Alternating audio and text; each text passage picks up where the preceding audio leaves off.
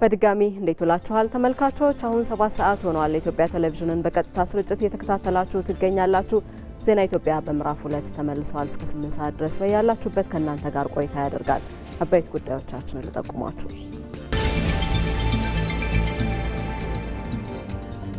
ኢትዮጵያ በራሷ አቅም ያልተሞከሩ ግዙፍ ልማቶችን በማከናወን በየጊዜው ወደ ላቀ ደረጃ እየተሸጋገረች ትገኛለች አሉ ጠቅላይ ሚኒስትር አብይ አህመድ።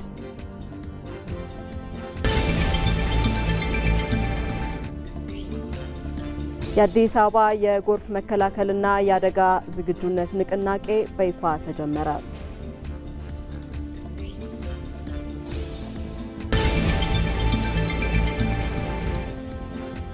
የአማራ ብሔራዊ ንቅናቄ ፓርቲ አብን 7ኛው ጠቅላላ ምርጫ ስልጣን ከጠመንጃ ይልቅ በምርጫና በሕዝብ ድምጽ ብቻ የሚገኝ መሆኑን በተግባር ያሳየ መሆኑን ገለጸ።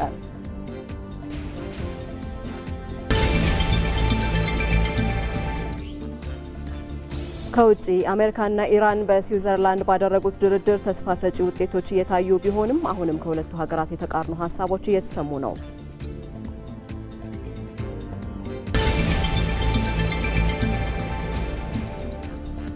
ከስፖርት የ38 ዓመቱ ሊዮኔል ሜሲ በዳላስ ትላንት ምሽት 2 ግቦችን አስቆጥሮ አርጀንቲና ኦስትሪያን 2-0 እንድታሸንፍ ከማድረጉም በላይ የሚስሮላቭ ክሎዘንን ታሪክ በመስበር የዓለም ዋንጫ የምንጊዜም ከፍተኛ ግብ አስቆጣሪ ለመሆን በቃ።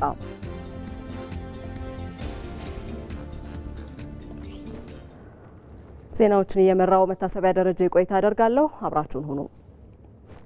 ሀገራችን በራሷ አቅም ያልተሞከሩ ግዙፍ ልማቶችን በማከናወን በየጊዜው ወደ ላቀ ደረጃ እየተሸጋገረች ትገኛለች አሉ ጠቅላይ ሚኒስትር አብይ አህመድ።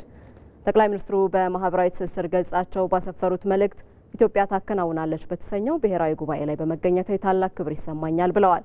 ከለውጥ ወደ ዘላቂ ሽግግር በሚል መሪ ቃል እየተካሄደ ባለው ጉባኤ ላይ በየደረጃው የተጓዝንበትንና አሁን የደረስንበትን መንገድ መለስ ብዬ እንድቃኘው አድርጎኛልም ነው ያሉት። ኢትዮጵያ በራሷ አቅም ታላቁን የኢትዮጵያ ህዳሴ ግድብ በመገንባት ያልተሞከሩ ግዙፍ ልማቶችን በማከናወን በየጊዜው ወደ ላቀ ደረጃ እየተሸጋገረች እንደምትገኝም አስገንዝበዋል። እነዚህ ሁሉ በአጋጣሚ የተገኙ ድሎች ሳይሆኑ በመደመር መንፈስ ላይ ተመስርተው ዘላቂ ለውጥ የሚመጣው በጋራ በመቆም ነው በሚል ጽኑ እምነት የተወሰዱ በቆራጥ ውሳኔዎች የተገኙ ውጤቶች ናቸውም ብለዋል። የጀመርናቸው ለውጦች በራሳቸው የመጨረሻ ግብ አይደሉም፣ ይልቁንም ከኛ በኋላ ለሚመጡት ተከታታይ ትውልዶች የምንጥለው ጠንካራ መሰረት ነው ሲሉም አክለዋል። ሀገርን መገንባት በአንድ ትውልድ ብቻ የሚያበቃ ሳይሆን የሁላችንም የጋራ ቀጣይነት ያለው ስራ በመሆኑ በዚህ ጽኑ እምነት እያንዳንዱ ኢትዮጵያዊ ይህንን መንፈስ ይዞ ወደፊት እንዲጓዝ የተቀበለውንም ወረት አግዝፎ ይበልጥ ወደ ላቀ ከፍታ እንዲያመራ ጥሬን አቀርባለሁም ብለዋል ጠቅላይ ሚኒስትር አብይ አህመድ።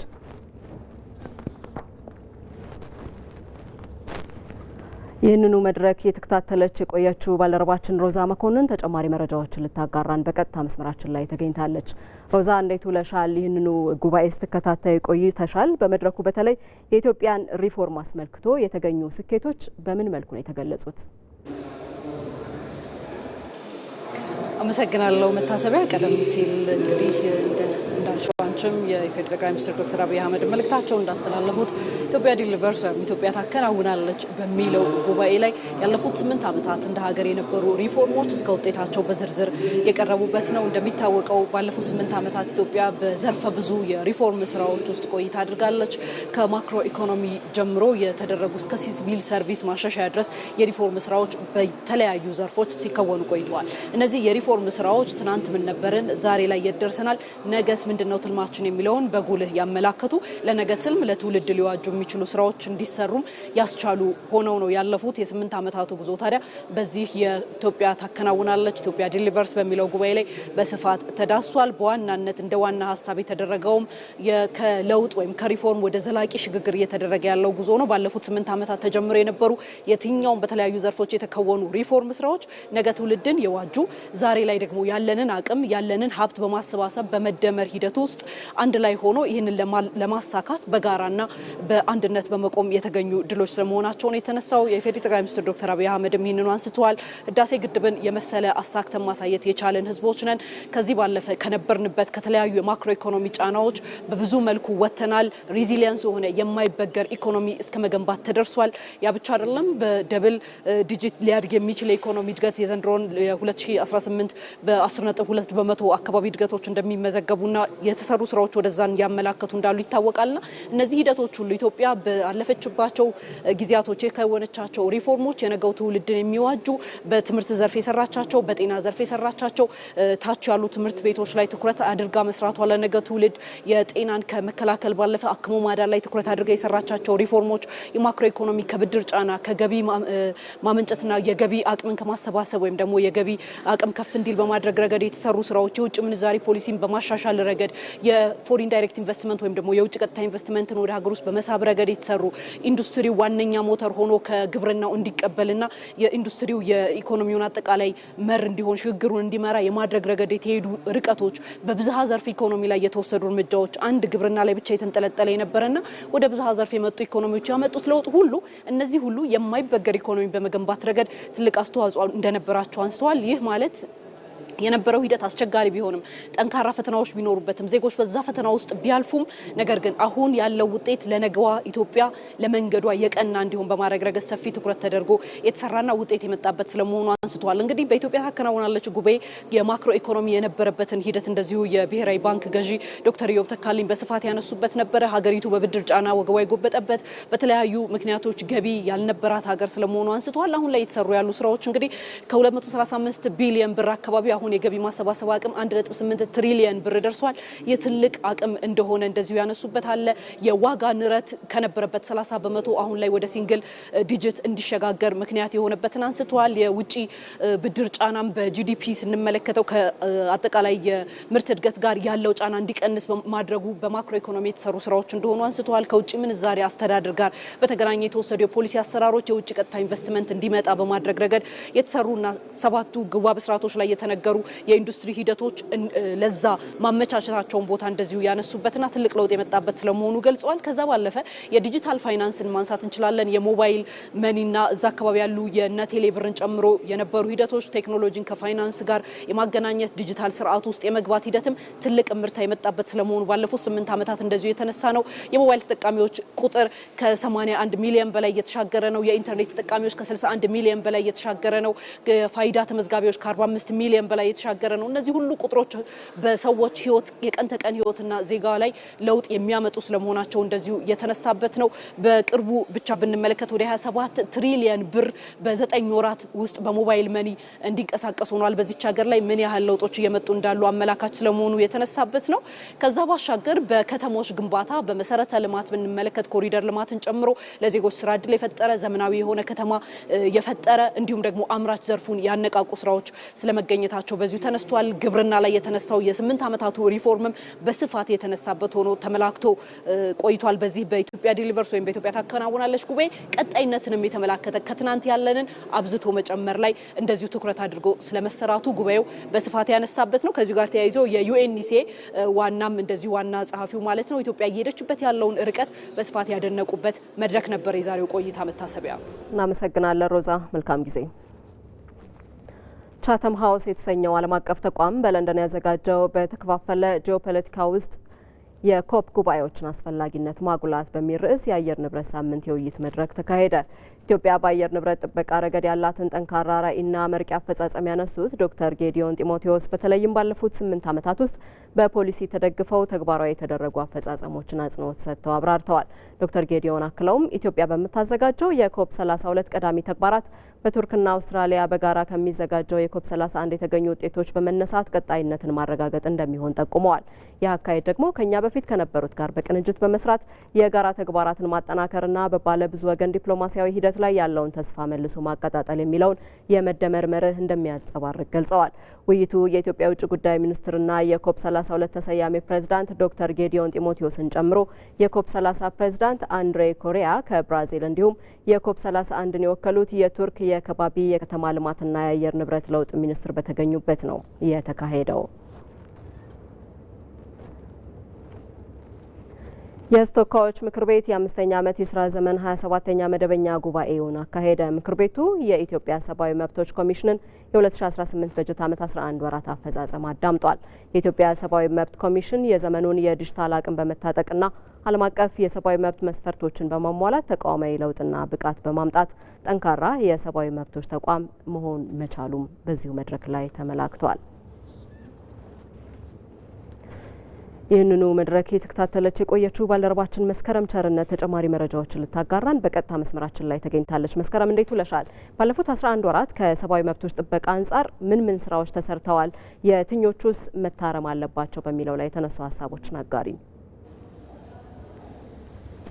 አመሰግናለሁ መታሰቢያ። ባለፉት 11 ወራት የሰብአዊ መብት ኮሚሽን በማህበራዊ፣ በፖለቲካ፣ በኢኮኖሚ የሰብአዊ መብቶች ጥበቃ ላይ የተሰሩ ያሉ ስራዎች ምን ይመስላሉ፣ የዜጎች የሰብአዊ መብት አያያዝ የሚለውን በተለያዩ ተቋማት ላይ አጠቃላይ ክትትል ሲያደርግ መቆየቱ ነው የተገለጸው። በዚህም እንግዲህ በዋናነት በማረሚያ ቤቶች፣ በፖሊስ ጣቢያዎች እንዲሁም ደግሞ በማቆያ ስፍራዎች ያሉ የሰብአዊ መብት አያያዞች ምን ይመስላሉ፣ እንዲሁም በመስሪያ ቦታዎች አካባቢዎች ላይ ያሉ የሰብአዊ መብት አያያዞች እንዴት ያሉ ናቸው የሚሉትና አጠቃላይ በሰብአዊ መብት ጋር በተያያዙ ጉዳዮች ላይ ምልከታዎችን ሲያደርግ መቆየቱ ይታወቃል። በተለይ በዋናነት እንግዲህ ከተነሱት መካከል በዋናነት የሰብአዊ መብት ኮሚሽን ደረጃውን የጠበቀ ዓለም አቀፍ መስፈርቶችን ማሟላት በሚችሉ መልኩ የሰብአዊ መብት አያያዞችን መመዘን የሚችልበትን እንግዲህ አሰራር ዘርግቶ የሚገኝ ተቋም መሆኑን ነው የተገለጸው። በተለይ በዓለም አቀፍ ደረጃ የሰብአዊ መብት መስፈርት ማሟያዎች የሆኑት መንገድ በማሟላት የዲጂታል አቅሙን በማሳደግ አጠቃላይ ዓለም አቀፍ ደረጃውን የጠበቀ ጠንካራ ተቋም መሆን በሚችልበት ደረጃ ላይ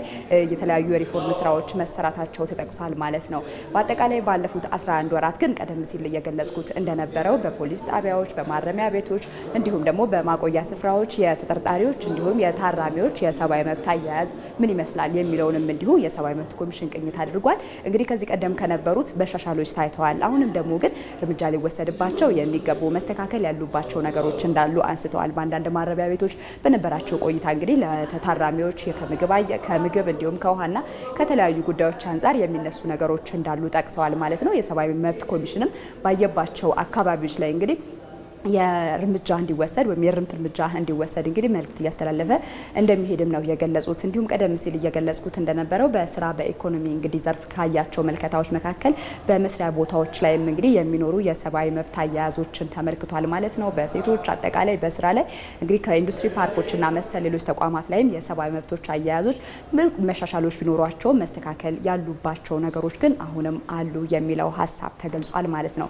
ቀደም ሲል በዋናነት እየገለጽኩት እንደነበረው አሁን ላይ የሚታዩ እንግዲህ ሰብአዊ መብት አያያዝ ጋር በተያያዘ የሚነሱ የተለያዩ ሀሳቦችን ልንመለከት እንችላለን። ነገር ግን ደግሞ የሰብአዊ መብት ኮሚሽን በራሱ የሚመረምርባቸው የሚመለከትባቸው የተለያዩ መስፈርቶች አሉት። ይህንን መስፈርት ማሟላቱም ነው በዓለም አቀፍ ደረጃ እንደሚታወቀው የሰብአዊ መብት ኮሚሽን እንግዲህ ከኢትዮጵያ ከነበረችበት የስታተስ ቢ ብለን የምንለው ወደ ስታተስ ኤ መምጣት የቻለችበትም እንደሆነ ይታወቃል። ይህም ዓለም አቀፍ የሰብአዊ መብቶች ጥምረትም ለኢትዮጵያ ይህንን ደረጃ ሲሰጣት አጠቃላይ የሰብአዊ መብቶች አያያዞችን እንግዲህ መስፈርቶችን ያማሉ ናቸው ወይ የሚለውን ተመልክቶ መሆኑ ይታወቃልና ይህም ተቋም የዲጂታል አቅሙን በማሳደግ እያንዳንዱ መረጃዎች ከሰብአዊ መብት ጋር በሚመጡ መረጃዎችን የሚመረምርበት አቅም ማደጉንና በተለያየ መልኩ የማጣራትና እንግዲህ የተለያዩ ምርመራዎችን በማድረግ እንደሚሰራ ነው የተገለጸው። በዚህም እንግዲህ በዓለም አቀፍ ደረጃ እውቅና የሚያገኝ ተቋም እየሆነ መምጣቱ ተገልጿል ማለት ነው። በአህጉር አቀፍ ደረጃ ደግሞ እንደሚታወቀው ኢትዮጵያ እንግዲህ ምክትል ሰብሳቢ መሆን የቻለችበትም ነው። ይህም በአጠቃላይ በአህጉሪቱ በራሱ የሰብአዊ መብት አያያዝ ላይ አጀንዳ እንዲሰጥ የሚያደርግ መሆኑም ነው የተገለጸው። ሌላው በዚህኛው ዓመት በዋናነት ልናነሳው የምንችለው ጉዳይ 7ኛው ጠቅላላ ምርጫ የተካሄደበት እንደሆነ ይታወቃል። የሰብአዊ መብት ኮሚሽንም እንግዲህ የተለያዩ የታዛቢ ቡድኖችን ወደ የተለያዩ አካባቢዎች በመላክ እንግዲህ ትዝብቱን ወይም ደግሞ ምልከታ ሲያደርግ ነበረ። በዚህም እንግዲህ ምርጫው በሰላማዊ መንገድ መከናወኑን ማረጋገጡንም መግለጹ ይታወቃል። በዛሬው ዕለትም ይህንኑ ሀሳብ እንግዲህ የሰብአዊ መብቶች ኮሚሽነር የሆኑት ብርሃኔ አዴሎ ገልጸዋል ማለት ነው። በተለይ በምርጫ ዕለት የሚስተዋሉ የነበሩ ቶሎ መፈታት ያለባቸው የሰብአዊ መብት ኮሚሽን ታዛቢዎች የታዩቸውን ወይም የታዘቧቸውን ነገሮችንም በማስተካከል ረገድ እንግዲህ በርካታ ስራዎችን ሲሰራ ነበረ። በአጠቃላይ የሰብአዊ መብት ኮሚሽን ትኩረት አድርጎ የሚሰራው በዋናነት አሁን ላይ መከላከልን መሰረት ያደረገ እንደሆነም ነው የተገለጸው ማለት ነው። ለሰዓቱ ያሉኝ መረጃዎች እነዚህ ናቸው። መስከረም እናመሰግናለን። መልካም ጊዜ።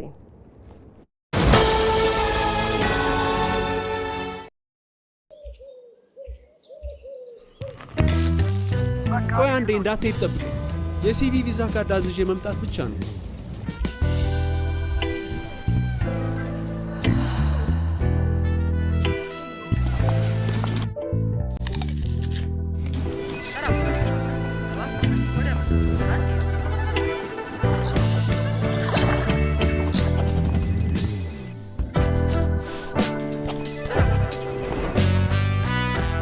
ባንኮ በመዳፎ በያዙት ስልኮ ቤቶ ድረስ ከተፍ ይላል። ሰላም ጤና ይስጥልኝ። በማንኛውም ሰዓት በተመቸው ቀን ባሉበት ሆነው የኢትዮጵያ ንግድ ባንክን ቪዛ ካርዶን በስልኮ ማዘዝ ይችላሉ። የሲቢ ሞባይል ባንኪንግ መተግበሪያውን ይክፈቱ። ባንኪንግ የሚለውን ይክፈቱ። ቪዛ ካርድ ሰርቪስ የሚለውን ይምረጡ።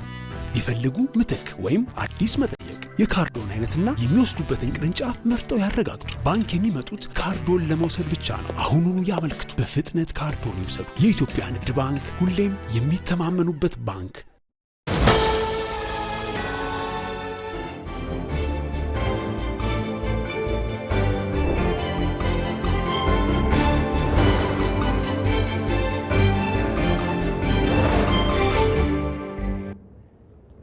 ሰባተኛው ጠቅላላ ምርጫ ነው ተመለከቱ ዘገባዎቻችን ደግሞ እንሻገራለን። በሰባተኛው ጠቅላላ ምርጫ ከተወዳደሩት 42 ፓርቲዎች መካከል 17ቱ የህዝብ ተወካዮች ምክር ቤት መቀመጫዎችን አግኝተዋል። ከነዚህ ፓርቲዎች መካከል የአማራ ብሔራዊ ንቅናቄ ፓርቲ አብን ምርጫው ስልጣን ከጠመንጃ ይልቅ በምርጫና በህዝብ ድምጽ ብቻ የሚገኝ መሆኑን በተግባር ያሳየ ስለመሆኑ ገልጿል። ፓርቲው ያገኛቸውን መቀመጫዎች በመጠቀም ዜጎች የሚያነሷቸውን ጥያቄዎች በፍትሐዊነት እንዲመለሱ በትኩረት እንደሚሰራም ነው ያስታወቀው።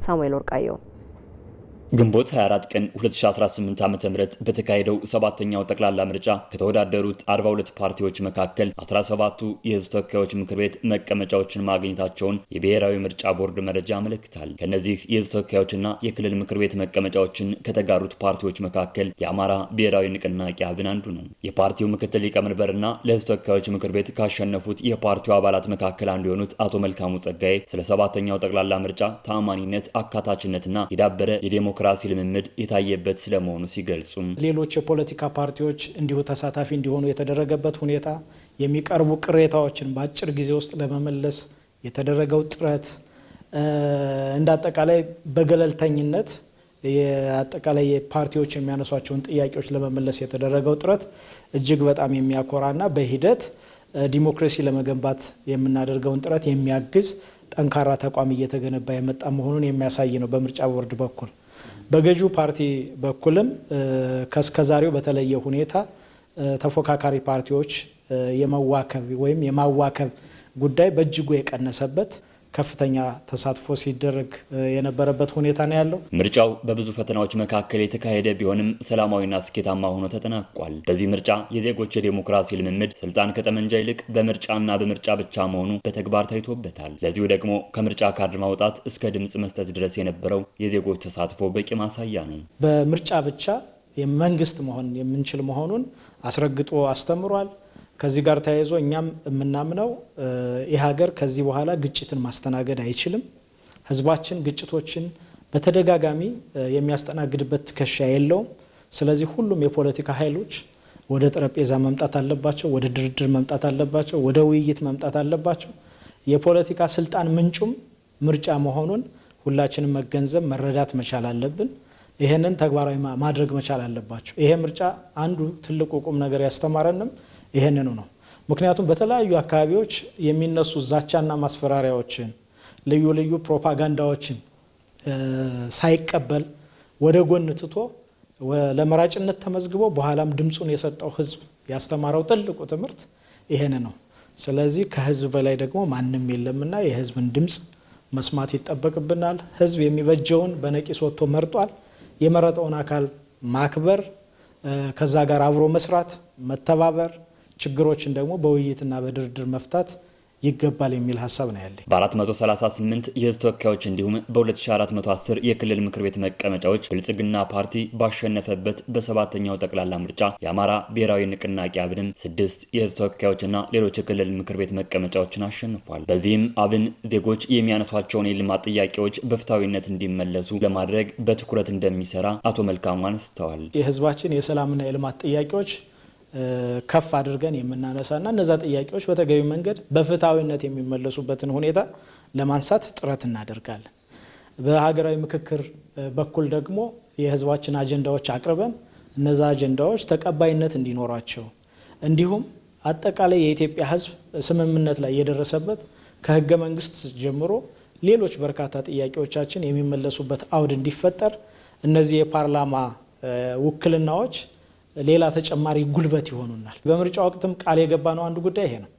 ከተሳካ መንግስት ለመሆን ካልሆነም ከሌሎች ፖለቲካ ፓርቲዎች ጋር በጋራ በመሆን መንግስት መመስረት፣ ይህ ባይሳካም ባገኘነው ድምፅ የህዝባችን ድምፅ መሆን እንችላለን ብለን ነው በምርጫ ወቅት ስንከራከር የነበረው፣ ሀሳብ ስናነሳ የነበረው። ይህንን አክብረን እንግዲህ የምንንቀሳቀስ ነው የሚሆነው። ዜጎች ከፍተኛ ጫናዎችን በመቋቋም ምርጫው ሰላማዊ የፖለቲካ ትግል መድረክ መሆኑን በተግባር አሳይተዋል። ይህም ለአሸናፊው ፓርቲ ሰላምን የማስፈን የደህንነት ዋስትናን፣ የልማት ተደራሽነትና ፍትሐዊነትን የማረጋገጥ ግዴታን የጠየቀበት መድረክ በመሆኑ ብልጽግና ፓርቲ ለህዝብ የገባውን ቃል በተግባር ሊያሳይ ይገባል የሚሉት አቶ መልካሙ ጸጋዬ ታጥቀው የሚንቀሳቀሱ ኃይሎችም ስልጣን በምርጫና በህዝብ ድምጽ ብቻ የሚገኝ መሆኑን ከሰባተኛው ጠቅላላ ምርጫ በመረዳት ወደ ሰላማዊ ትግል እንዲመለሱም ጥሪ አቅርበዋል። በሰባተኛው ጠቅላላ ምርጫ ያሸነፈው መንግስት የህዝቡን የልማት ጥያቄ ለመመለስ በቁርጠኝነት መስራት እንደሚገባው በአማራ ክልል የደብረ ወርቅ ከተማ ነዋሪዎች ተናገሩ። የነዋሪዎችን አስተያየት ተካትለን እንመለስ። ያንዳንዱ ግንዛቤ ተፈጥሮለት ሴቱ ይሆነኛል ብሎ መርጠዋለሁ ያለውን መንግስት ግንቦት 24 ሲደርስልን ሁሉም ፍላጎቱን መሰረት ባደረገ ይሆነኛል ይጠቅመኛል የሚለው መንግስት ቆም ብሎ አስተውሎ ተስፋችን ዳብሮ ልማቱ የተጀመረው ልማቱ ለአልቆ ህብረተሰቡ መንግስታችንማ እዚህ ደረጃ ደረሰን የሚልበት መንገድ እንዲሆን ነው ምኞቴም። ስመርጥም በዛ ልክ ነው፣ ምኞቴም በዛ ልክ ነው። መንግስት የጀመራቸውን መሰረተ ልማቶችና የጀመራቸውን ዲሞክራሲ ስራዎች ያስቀጥላል ብዬ አምናለሁ። ማስቀጠልም እንዳለበት ነው መሆን የሚገባውም ይሄ ነው። ህብረተሰቡ ነፃና ገለልተኛ ሆኖ ዲሞክራሲን ለማስፈን ሲል ምርጫውን ታካሄደ እሱም ደግሞ መብቱ እንዲከበርለትና አገሩ እንድትከበርለት ይፈልጋል። በጥይት ሳይሆን በምርጫ መንግስት መመስረትን ፍቃደኛ የሆነ ህዝባችን ሲያደርግ ያየነው በጣም ደስ የሚል ነገር ነው። ስንንገራገርና ምርጫ ካርድ ለመውሰድ ሲፎከርብን የነበረው ነገር ሁሉ ያንን ተቋቁመን አንድና አንድ ለምን ልማታዊ መንግስት ለማግኘት መንግስታችንን ለማወቅ መንግስታችንን ለመገንባት በጥይት ሳይሆን በድምጽ በምርጫ የበላይነትን የሚያረጋግጠውን መንግስት ይዘን ለመቀጠል ነው ትግል ለምርጫው በምርጫው ሰዓት ስናደርግ የነበረው ትግል። ህዝብ ደግሞ ከመንግስት ጋር መንግስትም ከህዝብ ጋር ዛሬ የተጀመረውን የልማት ጎዳና ይዞ የሚቀጥልልን መንግስት የጀመረውንም እንዲጨርስልን ሊጀምር ያሰበውንም ደግሞ እንዲያስጀምርልን የምንመኘው ምኞታችን ይሄ ነው። በተመሳሳይ ተፎካካሪ የፖለቲካ ፓርቲዎች በምክር ቤት መቀመጫ ማግኘታቸው የብዝሃነት ድምጽ እንዲሰማ የሚያግዝ ነው አሉ የሮቤ ከተማ ነዋሪዎች። የሚመሰረተው መንግስትም ለብሔራዊ ጥቅም መጠበቅ በቁርጠኝነት እንዲሰራ እንደሚጠብቁ ነው የተናገሩት። ሳምሶን ገድሉ አስተያየቶቻቸውን አሰባስቧል። ተከታትለን እንመለስ። ባለፉት ስርዓቶች ውስጥ ተቃዋሚ ፓርቲዎች ኦር ተፎካካሪ ፓርቲዎች እንደ ጠላት ነው የሚታዩት። አሁን ያለው መንግስት ደግሞ ስልጣኑን በራሱ ፍላጎትም ለተፎካካሪ ፓርቲዎች ሼር አድርጎ እስከ ሚኒስቴሮች ደረጃ ኑ አብረን እንስራ የምስራው ለሀገራችን ነው ብሎ ሼር አደረገበት ነው። እኛው ምንድነው የሚያሳየው መንግስት ለዲሞክራሲ ስርዓት ያለውን ቁርጠኝነት ነው የሚያሳየው ማለት ነው። የዘንድሮ ምርጫ ደግሞ ብዙ ተፎካካሪ ፓርቲዎች ፓርላማ ገብተዋል። እኛው ምንድነው የሚያሳየው አንደኛ መንግስት ተፎካካሪ ፓርቲዎች ሳይገፋ እንደ ጠላት ሳያይ ኑ ሀሳባችሁን አቅርቡ፣ የተሻለ ሀሳብ ያቀረበው ፓርቲ ምርጫውን ተወዳድሮ ማሸነፍ ይችላል እንደ ጠላት ሳይታይ ማለት ነው፣ መብቱ ሳይገፋ ብሎ ያደረገበት ነገር ነው ማለት ነው። የኛው ጥሩ ተስፋ ነው ለኛ። ብልጽግና ፓርቲ ቢያሸንፍም የተለያዩ ተፎካካሪ ፓርቲዎችም ወንበር እንዳገኙ ነው እንግዲህ የምርጫ ቦርዱ ውሳኔ የሚያሳየው።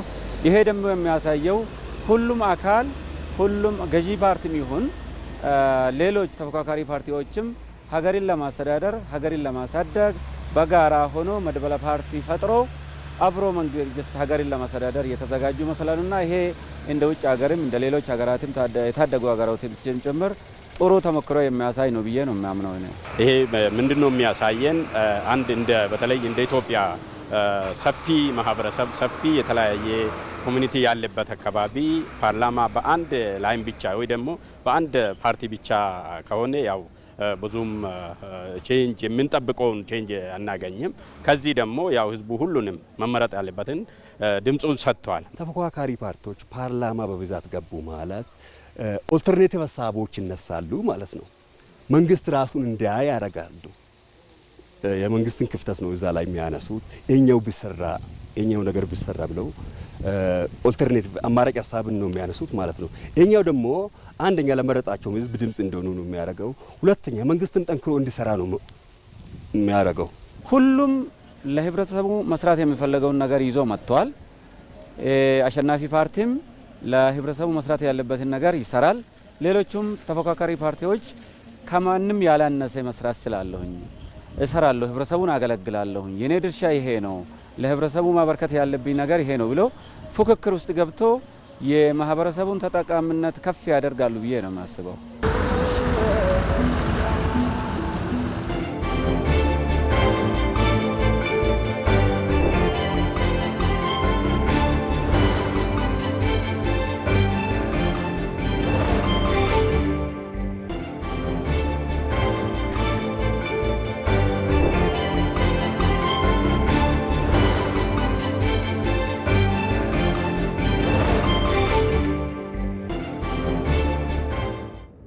ወደ ሌሎች ዜናዎቻችን ደግሞ እናልፋለን።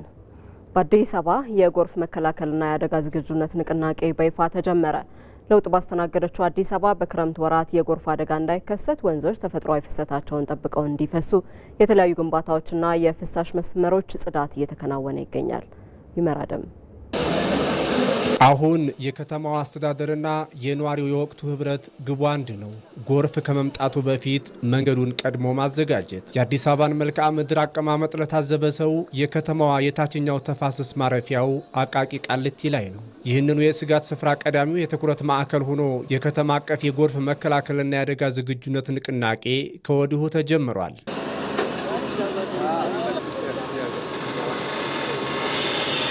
የከተማ አስተዳደሩ ለዚህ ስጋት የሰጠው ምላሽ ከቃላት ባለፈ በተግባር መሬት ላይ መታየት መጀመሩ ደግሞ የአካባቢው ነዋሪዎች ቀናቸውን በስጋት ሌሊታቸውን ያለ እንቅልፍ እናሳልፍ ይሆን የሚለው ጭንቀታቸውን ሊያስቀርላቸው ነው። በጣም ከፍተኛና ከባድ ስጋት የሆነው ቦታ ነበረ። ጎርፉ በጣም አስቸጋሪ ነው። ህብረተሰብ ውስጥ ይገባ ነበረ። ይሄው አስተዳደሩ ይሄንን አይቶ ይሄን ችግራችንን ተረድቶ እዚህ መጥቶ ይሄንን በመፍታቱ በጣም ደስተኞች ነን። እኛ በጣም መቼም እንግዲህ አደጋ የደረሰበት ነው የሚያውቀው። ከፍተኛ አደጋ ነው ብዙውን ጊዜ የሚያጋጥመን የነበረው። አሁን ግን እውነት ለመናገር በበጋ ነው የተጀመረው። በበጋ በሰው ኃይል በእንቅስቃሴ ከፍተኛ እንቅስቃሴ እየተካሄደበት ነው። ክረምቱ ገብቶ በደመና ከጠቆረው ሰማይ ላይ የሚወርደው ዝናብ ለብዙዎች በረከትን ሲያመጣ፣ ለአንዳንዶች ደግሞ ስጋት ነው። አሁን የምንገኝበት የአዲስ አበባ ከተማ ግርጌ የአቃቂ ቃሊቲ አካባቢ ከዚህ በፊት በጎርፍ አደጋዎች በተደጋጋሚ ጊዜ ሲጠቃ ይስተዋላል። በዘንድሮው የክረምት ወቅትም ይህን የጎርፍ አደጋ ቀድሞ ለመከላከል በምታዩት መልኩ ወንዞች ተፈጥሯዊ ፍሰታቸውን ተከትለው እንዲሄዱ የማስተካከል ስራ እየተሰራ ነው። ይህ ደግሞ በሁሉም የከተማው አካባቢዎች ያሉ የፍሳሽ ማስወገጃ ቦዮቹን በነዋሪዎቿ የማጽዳትና እንዲሁም ደግሞ የከተማ አስተዳደሩ ከሚሰራው በተጨማሪ ይህንን መከወን ከህዝቡ የሚጠበቅ ነው። መዲናዋ አዲስ አበባ ስጋቱን ቀድማ ለመቀልበስ ሙሉ ጉልበቷን አስተባብራ የተነሳችውም ገና በጊዜ ነው። ዛሬ ንቅናቄውን ያስጀመርነው እዚህ አካባቢ ቀድሚያ ያሰጠንበት ዋናው ምክንያት ጠብ ምትል ዝናብ ሁሉ ተሰባስባ ወደዚህ ካችመንት ከላይ ያለው ካችመንት በሙሉ ወደዚህ የሚፈስ ስለሆነ እዚህ አካባቢ አደጋውን ቀድሞ መከላከል ስለሚያስፈልግ ቀድመን የማጽዳት ስራ፣ ቀድመን ዲሾችን የመጥረግ ስራ፣ ቀድመን የአፈርና የመሳሰሉ የተዘጉትን ነገሮች የማጽዳት ስራ ይሄ ሰፋ ያለ ከ6 እስከ 7 ኪሎ ሜትር እስከ 8 ኪሎ ሜትር የሚደርስ አካባቢ የተዘጉትን አካባቢዎች በሙሉ ህብረተሰቡ ከስጋት ነፃ እንዲሆን ማድረግ ስላለብን ንቅናቄውን እዚህ ጀምረናል። በሁሉም አካባቢ ግን ይሄ ስራ ተጠናክሮ ይቀጥላል። ይህ አሁን እየተካሄደ ያለው ሰፊ ንቅናቄ የክረምቱን የጎርፍ አደጋ ከመከላከል ባለፈ አዲስ አበባን ከተፈጥሮ ክስተቶች ጋር ተስማምታ የምትኖር የማይበገሩ ተቋማትና መሰረተ ልማቶች ያሏት ከተማ ለማድረግ የተያዘው ትልቅ እቅድ አካል ነው። በለሙ አካባቢ የሰራናቸው የወንዝ መፋሰሻ ዲሾች ንጹህ መሆን አለባቸው። የሰራናቸው ካልቨርቶች እና ድልድዮች ውሃን ብሎክ የማያደርጉ መሆን አለባቸው። በቆሻሻ የሚዘጉ መሆን የለባቸውም። ይህንን በማጽዳት መላው ህብረተሰባችን ተባባሪ መሆን መቻል አለበት። ቆሻሻን የሚጸየፍ ህብረተሰብ እየተገነባ ነው ያለው። ይህን ቆሻሻ ደግሞ ወደ ወንዝ የምንጥለው ሳይሆን ዲች የምንዘጋበት ሳይሆን ሰብስበን ወደሚወገድበት ቦታ ማድረስ ይኖርብናል። ስጋትን ቀድሞ የመከላከል ይህ ስራ የከተማዋ ነዋሪዎች ሰላማዊ ክረምት እንዲያሳልፉ ከማስቻሉም በላይ ልማትና ጥንቃቄ እንዴት አብረው መጓዝ እንዳለባቸው ግልጽ ማሳያ ይሆናል። አዲስ አበባ ወንዞቿ የጥፋት ሳይሆኑ የልማትና የተፈጥሮ ውበት መገለጫ ሆነው እንዲፈሱ የተጀመረው ስራ ተጠናክሮ የሚቀጥል ነው። አዲስ አበባ የወንዝ ዳርቻ ልማት በስፋት እየሰራች ነው ያለችው። ካፕስትሪሙ ጀምረናል። እስከ ከተማው አካባቢ መሀል ከተማ ያሉትን እያለማን ያለ ነው። እስከ ታች እንደርሳለን። ዳውን አቃቂ አውትሌቱ ድረስ የወንዞችን ተፋሰስ ማጽዳት ብቻ ሳይሆን ማልማት የመናፈሻ አካባቢ እንዲሆኑ ዘላቂ የሆነ ልማት እንዲሰራባቸው ያስፈልጋል። ያን የማድረግ ስራችን ይቀጥላል። ግን በአንድ ዓመት የማያልቅ ስራ ስለሆነ የወንዝ ተፋሰሳችን ከንጦጦ የጀመርነው ነቀበናን፣ ግንፍሌ አካባቢ ያሉትን በሙሉ እያለማን ፒኮክ ደርሰናል። ይሄ ይቀጥላል ወደታች። ይሄ ሆኖ እስኪያልቅ ድረስ ግን አደጋ የሚያደርሱ አካባቢዎችን ደግሞ ቀድሞ መከላከል ያስፈልጋል። የአደጋ ዝግጁነትን በማረጋገጥ ረገድ በከተማዋ እሳት አደጋና ስራ አመራር ኮሚሽን በኩል አስፈላጊው ጉዳይ ሁሉ እንዲሟላ በስራ ላይ ነው። በዚህና በሌሎች የዝግጁነት ስራዋ አዲስ አበባ ቀድሞ ባለመስራት ምክንያት በነዋሪዎቿ ላይ አደጋ እንዲደርስ ልትፈቅድ አትችልም። ታሪካዊ ድሎችን በህዝብ ንቅናቄ ማስመዝገብ የለመደችው ኢትዮጵያ ግዙፍ ሀገራዊ ፕሮጀክቶችን በዜጎች እውቀት፣ ጉልበትና የገንዘብ አስተዋጽኦ እውን ማድረጓን ቀጥላለች። በየዓመቱ በሚሊዮኖች የሚቆጠሩ ዜጎችን በነቂስ በማንቀሳቀስ ላይ የሚገኘው የአረንጓዴ አሻራ መርሃ ግብር የነገውን ትውልድ ዕጣ ፈንታ በራስ እጅ የመወሰን ታላቅ ሀገራዊ ስኬት መሆኑን በተግባር እያሳየ ነው። አለም ይልፉ የአረንጓዴ አሻራ እንቅስቃሴያችን በጀመርነው መንገድ ተቀናጅተን ተደምረን በአንድ ልቦና መስራት መትከል እስካስቀጥል ድረስ ኢትዮጵያ የተረጂነት ታሪኳ ያ ክፉ ታሪክ እጥፋት ላይ ቆመን የእርዳታ የማገዝ ታሪኳ በእኔናና በእናንተ ዘመን እንደሚጀመር ምንም ጥርጣሬ የለኝም። ይህን ማድረግ የቻለችው ኢትዮጵያ ናት። ህዝቧን ለልማት ያውን በየዓመቱ በጋራ አነቃቅቶ ማሰለፍ የተለመደ ባህሏ የሆነው ታሪካዊቷ ሀገር። ይህ ስኬት የመነጨው ኢትዮጵያ ታላላቅ ሀገራዊ ፕሮጀክቶችን በህዝብ ንቅናቄ መደገፍና የመፈጸም ህዝባዊ ኃይልን በመሰነቋ ነው። ከፍተኛ የሆኑ ትልልቅ ሜጋ ፕሮጀክቶቻችን ኤሌክትሪክ የሚያመነጩ ግድቦቻችንን ከደለል መታደግ እንዲሁም ደግሞ ጊዜያቸው ሳይደርስ ከአገልግሎት ውጭ እንዳይሆኑ ትልቅ ስራ የተሰራበት ነው ማለት ነው። ይህም እንግዲህ ህብረተሰቡ ምን ያክል መንግስት ያቀረበውን ጥሪ ተቀብሎ ሆ ብሎ ከጫፍ እስከ ጫፍ ወጥቶ የተፈጥሮ ሀብቱን ለመጠበቅ ያሳየውን ቁርጠኝነት ለምሳሌ በአንድ ቤተሰብ ውስጥ ቤተሰቡ ለሚሰራው ስራ በሀሳቡ ተደምሮ በተግባሩ አብሮ ተደምሮ የማይንቀሳቀስ ከሆነ ቤተሰቡ ይፈርሳል። ስለዚህ አሻግረህ ማየት አለብህ። ምን ማለት ነው? ለምሳሌ በሀገራዊ ጥቅም የሀገር ጥቅም ማለት እኮ የኔ ጥቅም ማለት ነው። ስለዚህ ዛሬ ህዳሴ ግድብ ሲሰራ ለአንድ ሰው አይደለም የተሰራው፣ ለሁሉም ነው። አብረው ለሚኖሩ በአንድ ሰንደቅ ዓላማ ስር ለሚኖሩ ለተሰባሰቡ የጋራ ግብ የጋራ ዓላማ ላላቸው ህዝቦች የተሰራ ነው። ክፍያዬ ነገን ለልጆቼ ምቹ ማድረግ ነው ያለው ኢትዮጵያዊ የራሱን ስንቅ ይዞ አካፋና ዶማውን አንግቦ የመውጣት ጥልቅ የህብረት አቅምን የገለጠበት ኃይል ነው። እያንዳንዱ ዜጋ የሚተክላት አንዲት ችግኝ በጥልቀት ስትደመር ሀገርን የሚያረሰርስ የአየር ንብረትን የሚቀይር ታላቅ የተፈጥሮ ጸጋም ጭምር ነው። ይህ ፍልስፍና የሰውን ከተፈጥሮ ጋር በማስተሳሰር የበለጸገች ሀገርን በጋራ ማቆም እንደሚቻል ሕያው ማሳያ ነው። ይህ የታሪካችንና የዛሬው ስኬታችን በግልጽ የሚያሳየን አንድ ትልቅ እውነት አለ። ከ20 ሚሊዮን በላይ ሰው አሳትፎ የተከለ ሀገር እስካሁን የለም። በዓለም ዘ ቢገስት አፎረስቴሽን የሚባለው በኢትዮጵያ ተጀምሮ በኢትዮጵያ እያለቀ ያለው ግሪን ሌጋሲ ነው። በሚሊዮን የሚቆጠር ህዝብ በገዛ ፈቃዱ ህፃን አዛውንት ሳይል በክረምት በዝናብ ውስጥ የተራቆቱ ተራሮች ለማልበስ ከፍተኛ ጥረት ያደረገ ህዝብና ሀገር በመሆኑም ጭምር ነው። የባለቤትነት ስሜትና ሀገራዊ ጽናትን ለዓመታት በተከታታይ የአረንጓዴ አሻራ መርሃ ግብሮች ማረጋገጥ ተችሏል። የአረንጓዴ አሻራም የነገው ትውልድ እጣ ፈንታ መሆኑን በጥልቀት በመረዳት በባለቤትነት ስሜት የተከወነ በመሆኑ ስራው ዘላቂና የማይጠወልግ የወደፊት ተስፋን የፈነጠቀ ነው። የህብረት ኃይል ያለፉ ስኬቶችን ማሻገር፣ ጉድለቶችን መሙላትና የሁሉንም ዜጋ አቅም፣ ጉልበትና ዕውቀት በአንድነት አቀናጅቶ ለጋራ ግብ ማዋል ያለውን አቅም አሳይቷል። በየዓመቱ በአማካይ 25 ሚሊዮን በላይ የሚሆኑ ዜጎቻችን በመርሃ ግብሩ ላይ ተሳትፏል።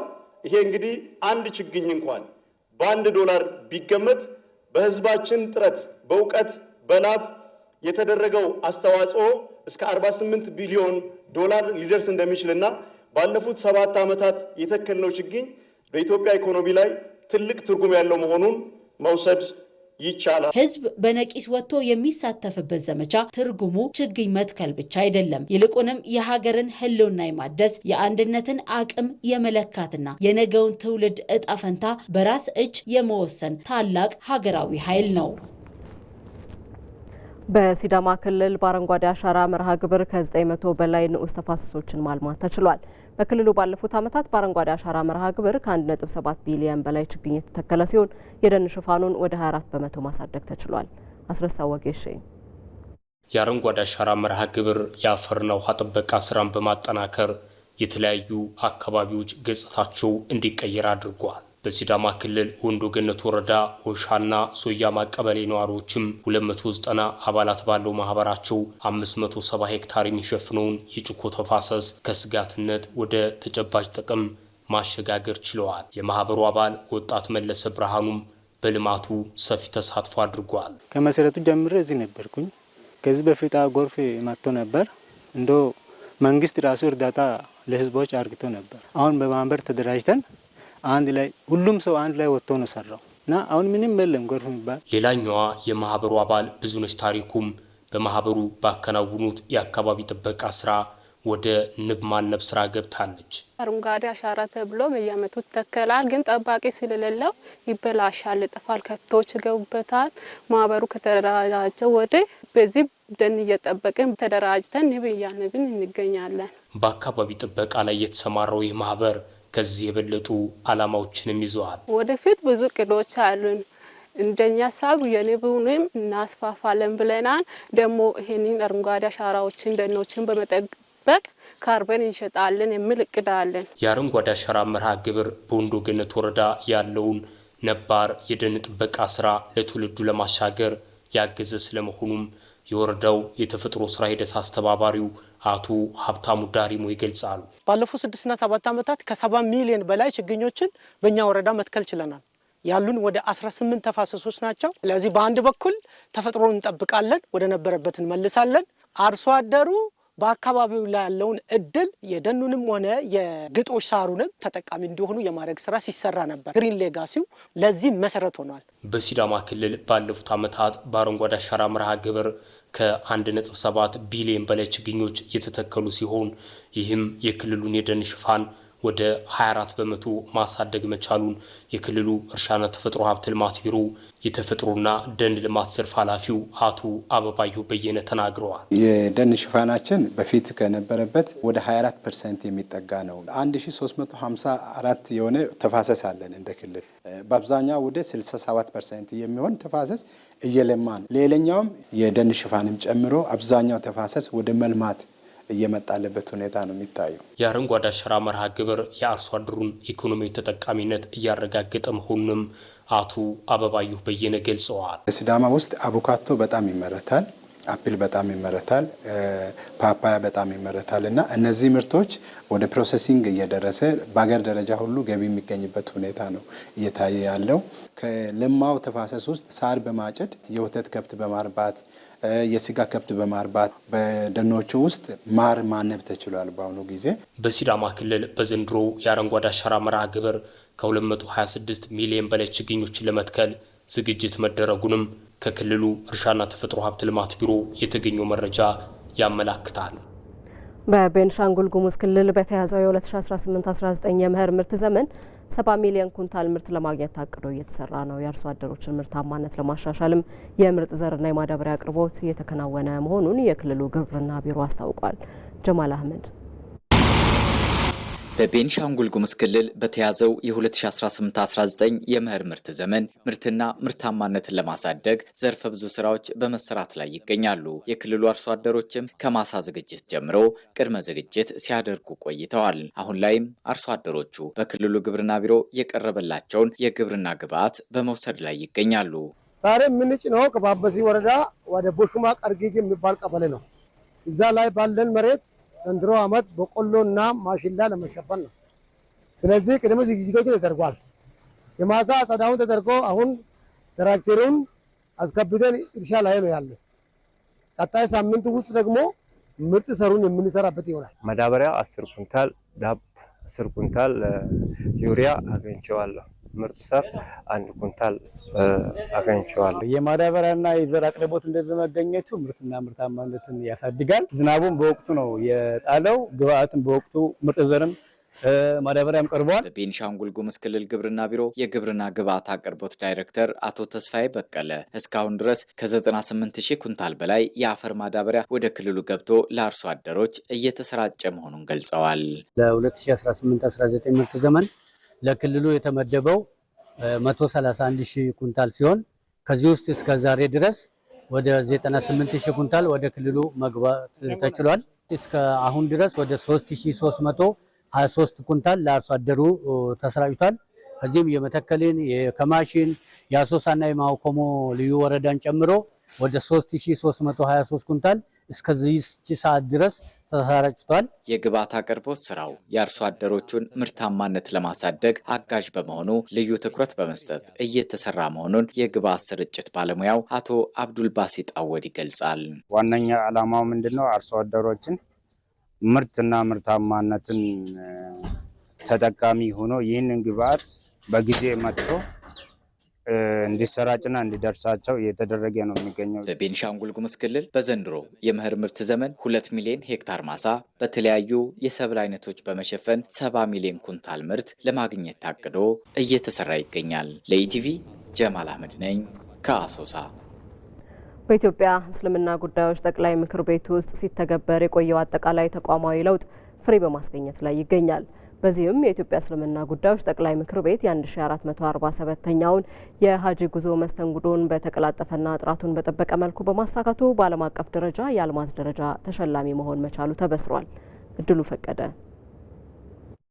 ከእስልምና አምስቱ መሰረቶች አንዱ የሆነውና በየዓመቱ በሚሊዮኖች የሚቆጠሩ ሙስሊሞች የሚሳተፉበት ታላቁ የሀጅ ጉዞ ለሙስሊሙ ማህበረሰብ ዘላቂ የልብ ናፍቆትና የነፍስ ጥሪ ነው።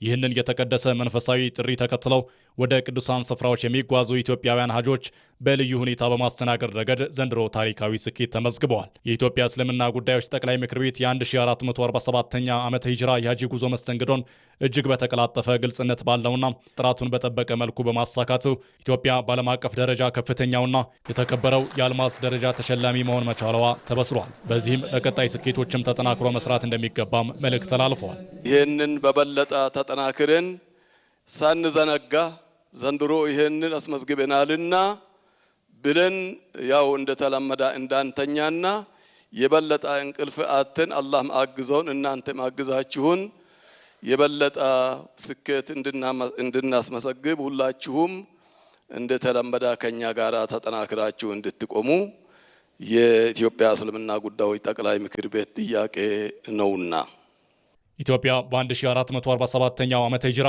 የሀጅ ጉዞ መስተንግዶ በዓለም አቀፍ ደረጃ ከፍተኛውን የአልማዝ ደረጃ ሽልማት ማሸነፏ በአጋጣሚ የተገኘ ስኬት ሳይሆን ባለፉት ጥቂት ዓመታት በኢትዮጵያ እስልምና ጉዳዮች ጠቅላይ ምክር ቤት ውስጥ በቁርጠኝነት ሲተገበር የቆየው አጠቃላይ ተቋማዊ ለውጥ ያፈራው አንጸባራቂ ፍሬ ነው። ይህ ታላቅ የዳይመንድ ሽልማት በአጋጣሚ የተገኘ ስጦታ ሳይሆን ጠንካራ መሰረት ካለው መዋቅራዊና ተቋማዊ ለውጥ የመነጨ ስኬት ነው።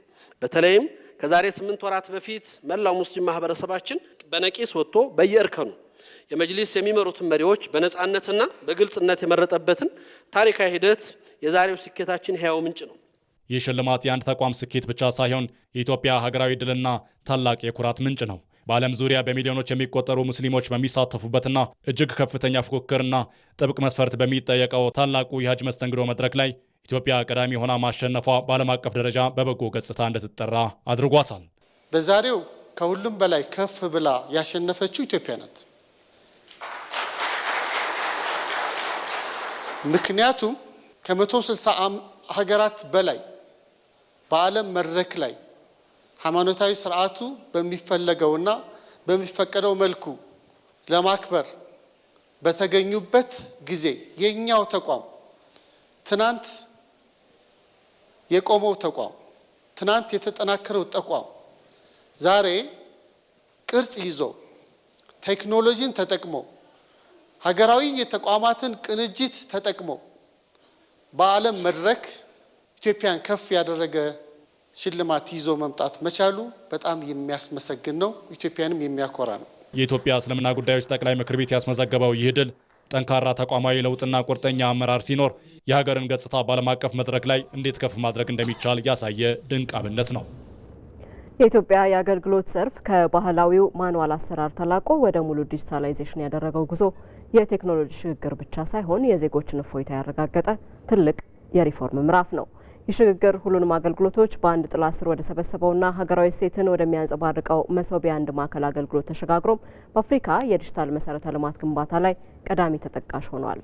ህይወት አበበ የመንግስት መስሪያ ቤቶችን ደጅ መጥናት፣ ማለቂያ የሌለው ሰልፍና የቢጫ ፋይሎች አቧራ፣ የሰነዶች መበታተንና ዛሬ የለም ነገ ይምጡ የእንግልት ታሪክ የኢትዮጵያ የአገልግሎት ዘርፍ የቅርብ ጊዜ ትውስታ ነበር። ሆኖም ባለፉት ጥቂት ዓመታት ኢትዮጵያ በአገልግሎት አሰጣጥ ላይ የጀመረችው ስር ነቀል የለውጥ ጉዞ ተራ የቴክኖሎጂ ሽግግር ብቻ ሳይሆን የዜጎችን የዕለት ተዕለት ህይወት የቀየረ ትልቅ ሀገራዊ አብዮት ሆኗል። ወደዚህ ወረፋ ነበረ። ምን እንቅልፍ ይዞኝ አምና በጣም ተቸግሬ ነበር አውቃለሁ፣ አስታውሰዋለሁ። ያ ሁሉ ነበር።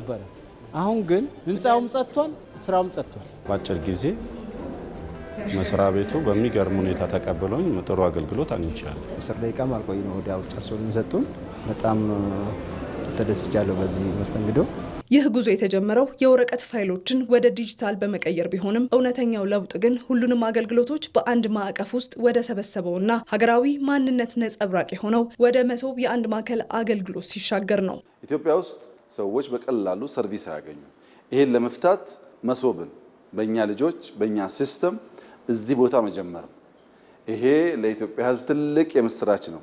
እነዚያን ሰርቪሶች አንድ ቦታ ማግኘት ጥቂት የተሳካላቸው ሀገራት በከፍተኛ ኩራት ከሚናገሩባቸው ሪፎርሞች መካከል እንዲህ ያለው ስራ የመሶብ አገልግሎት መጀመር የመንግስት አሰራርን ግልጽና ቀልጣፋ ቢያደርገውም ፈጠራው ግን በዚህ የቆም አልነበረም። ዜጎች ወደ አገልግሎት ማዕከላት መምጣት ብቻ ሳይሆን አገልግሎቱ ራሱ የዜጎች ደጅ ድረስ መሄድ አለበት የሚለው እሳቤ አዲስ ምዕራፍን ወለደ።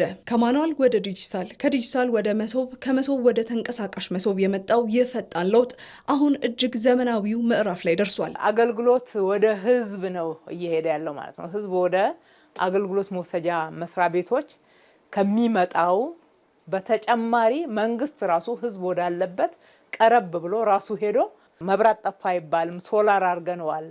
ባትሪው ቻርጅ የሚደረግ ነው። ትልቅ ባትሪ አለ። ኢንተርኔት በሳተላይት ወይም በአንቴና እንዲያገኝ በየተንቀሳቀሰበት በየትኛውም ቦታ የኢንተርኔት መቆራረጥና የኮኔክቲቪቲ ችግር አጋጠመ እንዳይባል በተሟላ ሁኔታ ነው እዚህ የተሰራው። ዜጎች ጉዳያቸውን ለመጨረስ ከወንበራቸው መነሳት እንኳን ሳይጠበቅባቸው ባሉበት ለዛውም በቀልጣፋ መንገድ የመንግስት አገልግሎቶች በኪሳቸው ውስጥ በሚገኝ ስልክ ላይ አርፏል። ይህ የተቀናጀ የዲጂታል አገልግሎት ስብስብ ኢትዮጵያን ከራስ አልፋ በሀገሪቱ የዲጂታል መሰረተ ልማት ግንባታ ላይ ቀዳሚ ተራማጅ እያደረጋት ይገኛል። በአፍሪካ ደረጃ ልክ እንደ መሶብ ዩኒፋይድ የሆነ ሁሉም ሰርቪስ ከአንድ ቦታ የሚሰጥበት ሀገር ግን የለም። ከሁሉም ይደንቀው ደግሞ በአፍሪካ በሁሉም መስክ የመጀመሪያው የሆነው ዩኒፋይድ መሶብ አፕ ነው። በስልክ አንድ ሴንተር ሄዶ መገልገል አስደናቂ መሆኑን ተደንቀን ሳንጨርስ መሶብን ከሴንተር ከባስ ወደ ሴልፎን ወደ ሞባይል ያስገባ ነው። የኢትዮጵያ የአገልግሎት ዘርፍ ጉዞ ትልቅ ማሳያ የሆነው ይህ ተግባር ቴክኖሎጂን ከሀገራዊ እሴት ጋር አቀናጅቶ የሕዝብን እንግልት መቀነስ እንደሚቻል በተግባር ያሳየ ማረጋገጫ ሆኗል። ከትላንት ዝርክርክ መዝገቦች አዋራ ተነስተው በሞባይል መተግበሪያ ወደ ረቀቁ የመሶብ ስርዓቶች የተሻገሩት መስሪያ ቤቶች የነገዋን ዲጂታል ኢትዮጵያ በጽኑ መሰረት ላይ እየገነቡ መሆናቸውን ይመሰክራሉ። የፋይዳ መታወቂያ አገልግሎት በተባበሩት አረብ ኤምሬቶች መሰጠቱ ዲያስፖራውን ከእንግልት የታደገ ሆኗል። በዱባይና ሰሜን ኤምሬቶች የፌዴሪ ቆንስላ ጀነራል ጽሕፈት ቤት ለበርካታ ዜጎች ፋይዳን ተደራሽ እያደረገም ይገኛል። አቤል ሙልጌታ። ዘወትር የኢትዮጵያ ብሔራዊ መዝሙር ተዘምሮ ሰንደቁን በክብር ከፍታውን ይዞ ስራ የሚጀመርበት የዱባይና ሰሜን ኤምሬቶች ቆንስላ ጀነራል ጽሕፈት ቤት የቆንስላ ጀነራል ጽሕፈት ቤቱ የዲፕሎማት አባላትና በዕለቱ የተገኙ የተለያዩ አገልግሎት ፈላጊ ዲያስፖራዎች በጋራ የሀገራቸውን ሰንደቅ በክብር ሰቅለው የዕለት ስራቸውንም ይጀምራሉ።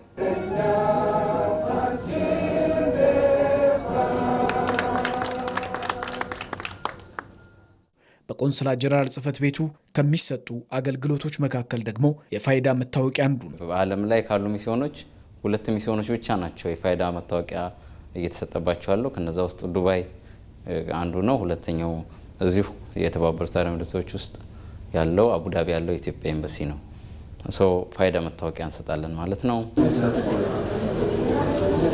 ሀና ትባላለች። በተባበሩት አረብ ኤሚሬቶች ከሚኖሩ ከ350 ሺህ በላይ ኢትዮጵያውያንና ትውልደ ኢትዮጵያውያን ዜጎች መካከል የዱባይ ኤሚሬትስ የራስ አልኬማ ነዋሪ ስትሆን በዱባይ የኢፌዴሪ ቆንስላ ጀነራል ጽሕፈት ቤት ተገኝታ የፋይዳ ዲጂታል መታወቂያ ለማውጣት አስፈላጊውን መረጃ እየሰጠች ነው። ታዲያ በርካታ ጠቀሜታዎች ያሉትን የፋይዳ መታወቂያዋን እዚሁ ሆና ማውጣት መቻሏ ብዙ ጥቅም እንዳለው ለኢቲቪ ተናግራለች። አካውንቴ ተዘግቶ ነበር፣ ማንቀሳቀስ አልችልም ነበር። ወደ ኢትዮጵያ ደግሞ መሄድ አልችልም ነበር። ስለዚህ አሁን ደግሞ እዚህ በተዘጋጀልን በኤምባሲ በተዘጋጀልን እዚህ መጥቼ ዛሬ እንግዲህ ፎርም ሞልቻለሁ ማለት ነው። መስተንግዶም ደስ ይላል። ልክ እንደ ኢትዮጵያ ሁሉም ኢትዮጵያዊም ስለሆነ በቃ ደስ ይላል። ቶሎ ጨርሰን የሆነ ያው ከመጣ ግማሽ ሰዓት ጨረስኩኝ ማለት ነው። ስለዚህ በጣም ጥሩ ነው።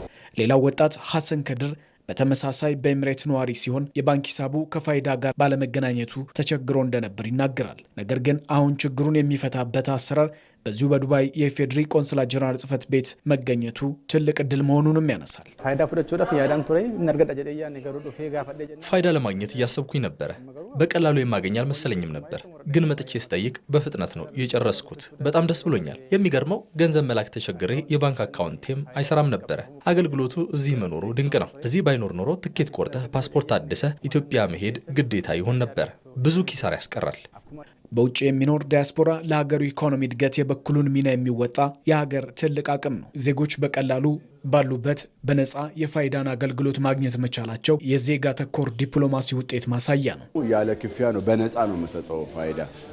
አሁን አገልግሎቱ ከሀገር ቤት እየገፋ ስመጣ ብዙ ሰው ነው፣ በቀን እስከ 50-60 ሰው ነው የምናስተናግደው። አንዳንዴ በሁለት ዴስክ ነው የምናስተናግዳቸው፣ ሰው ሲበዛ ማለት ነው።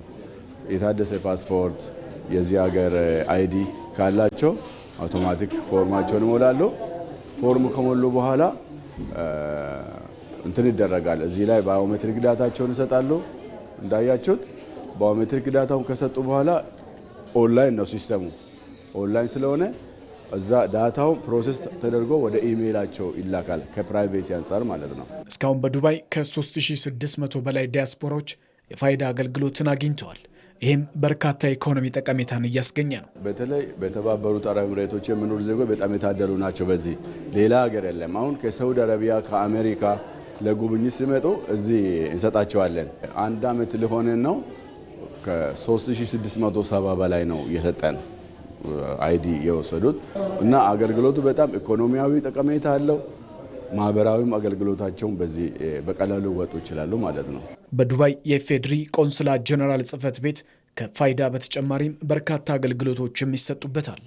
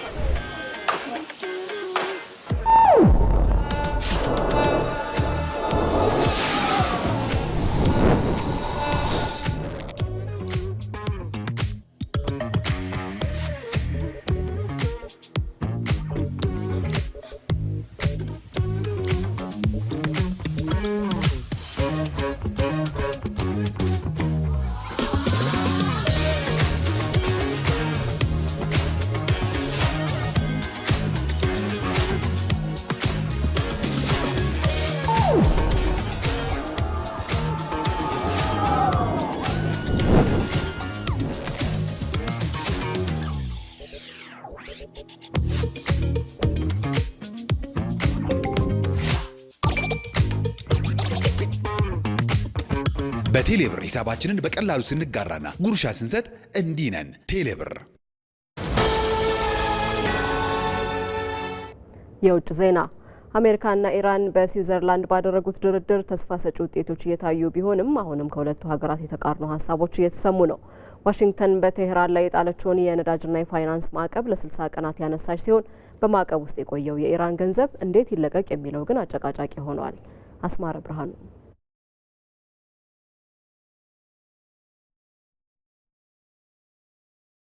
This is laying a foundation for what could be a truly transformed Middle East. ባለፈው እሁድ አሜሪካና ኢራን በስዊዘርላንድ የጀመሩት የመጀመሪያ ዙር ድርድር አበረታች ውጤት እንዳሳየ አሸማጋዮቹ ኳታርና ፓኪስታን ማስታወቃቸው ይታወቃል። በአሜሪካና በኢራን መካከል ለ4 አስርት ዓመታት የዘለቀውና መላውን መካከለኛው ምስራቅ ለስቃይ የዳረገው የፖለቲካ ቁርሾ አዲስና ያልተጠበቀ የዲፕሎማሲ ምዕራፍ ከፍቷል። ዋሽንግተን በቴህራን ላይ የጣለችውን የነዳጅና የፋይናንስ ማዕቀብ ለ60 ቀናት ያነሳች ሲሆን በስዊዘርላንድ ተራሮች የተጀመረው የሰላም ጭላንጭል ግን አሁንም በጥርጣሬና በፈተና የተሞላ ሆኗል። በረዶ በረገፈባቸውና ጸጥታ በሰፈነባቸው የስዊዘርላንድ የቡርገንስታክ ተራራማ ስፍራዎች የዓለምን የጂኦፖለቲካ ሊቀይር የሚችል አዲስ ድምፅ ተሰምቷል። በኳታርና በፓኪስታን ሸምጋይነት የተጀመረው የዋሽንግተንና የቴህራን ድርድር ባለፈው ሳምንት ከተጀመረው የመጀመሪያ ዙር ደረጃ ተስፋ ሰጪ መግለጫ ማግስት አሁን ወደ 60 ቀናት ፍኖተ ካርታ ተሻግሯል። ይህ ስምምነት በወረቀት ላይ ብቻ አልቀረም፣ ምድር ላይም ፍሬ ማፍራት ጀምሯል። በሊባኖስ ምድር ለወራት የዘለቀውና በሺዎች የሚቆጠሩ ንጹሐንን የቀጠፈው የእስራኤልና የሂዝቦላህ አስከፊ ውጊያ ጋብ ማለት ችሏል። በዓለም የንግድ መስመር ላይ ትልቅ ስጋት ደቅኖ የነበረው የሆርሙዝ ባህረ ሰላጤ አሁን በቀጥታ የኮሙኒኬሽን መስመር አማካኝነት ለነዳጅ ጫኝ መርከቦች ሰላማዊ መተላለፊያ መሆን ጀምሯል። የዲፕሎማሲው መጋረጃ ከመቀደዱ በፊት ግን ከዋሽንግተንና ከቴህራን የሚሰሙት ድምጾች አሁንም የተቃረኑ ናቸው። የአሜሪካው ምክትል ፕሬዝዳንት ጄዲ ቫንስ ኢራን ዓለም አቀፍ የኒውክሌር ተቆጣጣሪዎችን ለመቀበልና የታገደ ገንዘቧን ለአሜሪካ ገበሬዎች የእህል መግዣ ለመዋል ተስማምታለች ሲሉ በደስታ ተናግረዋል። Yes, there was a little bit of threatening, there was a little bit of whining, but at the end of the day, the talks continued and we made great progress. ፕሬዝዳንት ዶናልድ ትራምፕ በበኩላቸው ኢራን በስምምነቱ ካልተገዛችና ካልታዘዘች ማድረግ ያለብኝን ከማድረግ ወደ ኋላ ልልም ሲሉ ግልጽ ማስጠንቀቂያ ሰጥተዋል። If Iran doesn't live up to their agreement or if they're not behaving, I will do what I have to do. በአንጻሩ ግን የኢራን የውጭ ጉዳይ ሚኒስትር ቃል አቀባይ እስማኤል ባጋይ ስለ ኒውክሌር መርሃ ግብራችን የተነጋገርነው ነገር የለም ሲሉ የአሜሪካንን መግለጫ አስተባብለዋል። The other side was obliged to compel those under its influence, specifically the Zionist regime, to cease fire in Lebanon. Money that's being unfrozen is going to be used to buy food, and the food's going to be bought exclusively through the United States from our farmers. የኢራን ማዕከላዊ ባንክ ገዢ አብዱል ናስር ሄማቲም የታገደው የኢራን ቢሊዮን ዶላር ለአሜሪካ ገበሬዎች ብቻ ይውላል መባሉን ውድቅ በማድረግ ሀገራቸው የፈለገችውን ዕቃ እንደምትገዛበት አስታውቀዋል። ይህ የቃላት ፍልሚያ ስምምነቱ ምን ያህል አስተማማኝ አለመሆኑን ያሳያል። እውነታው ግን ከፖለቲካዊ ንግግር በላይ የጠጠረ ነው። የአሜሪካ የፋይናንስ ሚኒስቴር ለ60 ቀናት የሰጠው ጊዜያዊ ፈቃድ ኢራን ነዳጇን በነፃነት እንድትሸጥና እስከ 3 ቢሊዮን ዶላር እንድትሰበስብ ይፈቅዳል። ይህ ፈቃድ ዘላቂ ከሆነ ደግሞ ገቢው በ10 ቢሊዮን የሚቆጠር ዶላር ይሆናል። ነገር ግን ከ1979 የኤምባሲ ታጋቾች ቀውስ ጀምሮ የተገነባውን እንደ ቋጥኝ የተደረደረውን የአሜሪካ ማዕቀብ በአንድ ጀንበር መፍታት አይቻልም። ሌላው ትልቁ ስውር ተግዳሮት ደግሞ የዓለም አቀፍ ኩባንያዎችና ባንኮች ፍርሃት ነው። ለ40 ዓመታት ከኢራን ጋር የተነካካ የተቃጠሉ የተባሉት የዓለም የፋይናንስ ተቋማት ማዕቀቡ ነገ በድንገት ቢመለስስ በሚል ስጋትና ከተጎጂዎች በሚነሱ የሕግ ክሶች የተነሳ ወደ ቴህራን ገበያ ለመግባት ፈጣን እርምጃ አይወስዱም። ያም ሆኖ ግን ይህ የ60 ቀናት ረፍት ለዓለም ኢኮኖሚ ትልቅ እፎይታን ፈጥሯል። በጦርነቱ ምክንያት ክፉኛ አሻቅቦ የነበረው የዓለም የነዳጅ ዋጋም መውረድ ጀምሯል። በሊባኖስና በሆርሙዝ ባህረ ሰላጤ አካባቢ የነበረው የጦርነት ድባብ ጋብ ማለቱ ለጊዜውም ቢሆን ሰላምን አምጥቷል። በዚህ ሳምንት በዋሽንግተን በእስራኤልና በሊባኖስ መካከል የሚደረገው ቀጥተኛ ድርድርና በኢራንና በአሜሪካ መካከል የሚቀጥለው የቴክኒክ ውይይት ይህ የሰላም ጉዞ ወዴት እንደሚያመራ የሚያሳይ ይሆናል። እናም ለ4 አስርት ዓመታት በጠላትነት የተፋጠጡት ዋሽንግተንና ቴህራን ዛሬ በዲፕሎማሲው ጠረጴዛ ዙሪያ ቢቀመጡም የቆፈሩትን ጥልቅ ጉድጓድ ደፍነው ዘላቂ ሰላም ለመገንባት ግን ገና ረጅምና እሾሃማ መንገድ ይቀራቸዋል። በመጨረሻም ስፖርት የ38 ዓመቱ ሊዮኔል ሜሲ በዳላስ ትላንት ምሽት 2 ግቦችን አስቆጥሮ አርጀንቲና ኦስትሪያን 2-0 እንድታሸንፍ ከማድረጉም በላይ የሚስሮላቭ ክሎዘንን ታሪክ በመስበር የዓለም ዋንጫ የምንጊዜም ከፍተኛ ግብ አስቆጣሪ በመሆን አዲስ የዓለም እግር ኳስ አክሊል ደፍቷል። በሌላ በድራማ በታጀበ ጨዋታ አልጄሪያ ከኋላ ተነስታ ዮርዳኖስን 2-1 በሆነ ውጤት በመርታት ከ12 ዓመታት በኋላ የመጀመሪያ የዓለም ዋንጫ እድሏን አሳክታለች። እሱ ባለው ተሾመ ታሪክ ተጻፈ።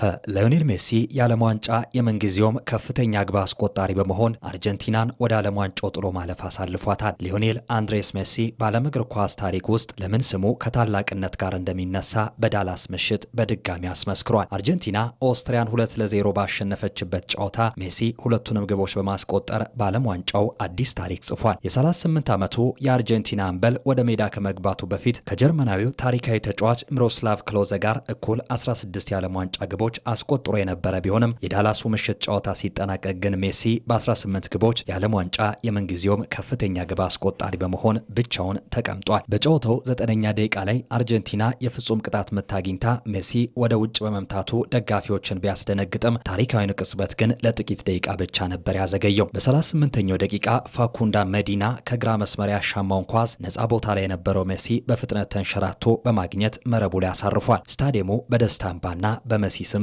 ዝማሬ ተናወጠም። ጨዋታው ሊጠናቀቅ ጭማሪ ሰዓት ላይ በኦስትሪያ የግብ ክልል ውስጥ ከተፈጠረ መረባበሽ ኳስን በፍጥነት በመቀማት መረቡ ላይ በማሳረፍ 18ኛ የዓለም ዋንጫ ግቡን የ8 ጊዜ የባላንዲዮር አሸናፊው ለ39ኛ የልደት በዓሉ 2 ቀን የቀሩት ሜሲ አስቆጠረም። ሊዮኔል ሜሲ ይህንን ታላቅ ክብረ ወሰን ያሳካው በ2 አስርት ዓመታት ውስጥ በተካሄዱ 5 የተለያዩ የዓለም ዋንጫዎች ላይ ግብ በማስቆጠር ነው። የዓለም ዋንጫ ጉዞ እንደ አውሮፓውያን አቆጣጠር በ2006 ጀርመን ላይ ተጀምሮ ከ20 ዓመታት በኋላ በ2026ቱ የዓለም ዋንጫም ታሪክ መስራቱን ቀጥሏል። ያለፈ ታሪኩና ያሳካቸው ስኬቶች ብቻ ሳይሆኑ እሱ አሁንም በታላቅነቱ ላይ አዳዲስ ታሪክ መጻፉን ቀጥሏል። ይህ አሁን ያስመዘገበው አዲስ አስደናቂ ክብረ ወሰን ምናልባትም ወደፊት እንደ ኪሊያን ኤምባፔ ባሉ ወጣት ከዋክብት ሊሰበር ይችላል። ለአሁኑ ግን የዓለም ዋንጫው የግብ ንግስና አክሊል የሊዮኔል ሜሲ ብቻ ነው። አርጀንቲና ወደ ጥሎ ማለፏን ባረጋገጠችበት በዚህ ወቅት መላው የዓለም እግር ኳስ ማህበረሰብ በድጋሚ የታሪክ ምስክር ለመሆን በቅቷል። ሜሲ ደግሞ የመቀዝቀዝም ሆነ የመቆም ምንም አይነት ምልክት እያሳየ አይደለም። በመሆኑም ይህ ታላቅ ውድድር ከመጠናቀቁ በፊት አሁንም ተጨማሪ ክብረ ወሰኖች ከሱ እግር ስር ሲሰባበሩ ልንመለከት እንችላለን። አርጀንቲና ምድብ 10ን በበላይነት ማጠናቀቋን አረጋግጣለች። በዚሁ ምድብ በተደረገ ሌላ ጨዋታ አልጄሪያ ከመመራት ተነስታ ዮርዳኖስን 2-1 በሆነ ውጤት አሸንፋለች። ዮርዳኖስ በኒዛር አልራሻዳን ግብ መሪ መሆን ብትችልም አልጄሪያ በሁለተኛው አጋማሽ በናዲር ቤንቦአሊና በአሚን ጉየር ግቦች ሙሉ 3 ነጥብ አሳክታለች። ይህም ለአልጄሪያ በ12 ዓመታት ውስጥ የመጀመሪያው የዓለም ዋንጫ ድላቸው ሆኗል። የዮርዳኖስ መሸነፍ በቀጥታ የጠቀመው አርጀንቲናን ሲሆን የሊዮኔል ስካሎኒ ስብስብ የመጨረሻ የምድብ ጨዋታውን ሳያደርግ ቀድሞ ምድብ 10ን በአንደኝነት ማጠናቀቁን አረጋግጧል። አርጀንቲና የምድብ የመጨረሻ ጨዋታን ከዮርዳኖስ ጋር ስታደርግ፣ አልጄሪያ ደግሞ ኦስትሪያን ትገጥማለች። ለ2 ሰዓታት ያህል በያላችሁበት ከእናንተ ጋር ቆይታ ያደረገው የዛሬ ለተማክሰኞው ዜና ኢትዮጵያ በተከታተላችሁት መልኩ ቆይታውን አጠናቋል። አብራችሁን ስለነበራችሁ እናመሰግናለን። መታሰቢያ ደረጃ ነበርኩ። በሰላም ዋሉ።